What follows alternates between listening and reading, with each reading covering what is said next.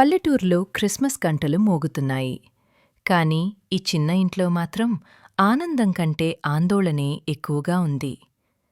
రోజువారీ కూలీ అయిన ఆ తండ్రికి ఈరోజు పనిలేదు. తల్లి దగ్గర ఉన్నది చివరి పావు బియ్యం మాత్రమే. పిల్లల కళ్లలో మాత్రం క్రిస్మస్ ఆశలు. నాన్నా, ఈరోజు మనం కూడా కేక్ తింటామా అని అడిగిన ప్రశ్నకు ఆ తండ్రి నిశ్శబ్దమయ్యాడు. తల్లి మెల్లగా అంది, పిల్లలూ, మన దగ్గర డబ్బు లేకపోయినా దేవుని దగ్గర మనకోసం దయ ఉంది. అదే సమయంలో తలుపు తట్టారు. గ్రామ చర్చి సభ్యులు ఆహారం, దుస్తులు ప్రేమతో ఆ ఇంటి ముందు నిలబడ్డారు. అది గిఫ్ట్ కాదు, దేవుడు మనల్ని మర్చిపోలేదని తెలిపిన గుర్తు.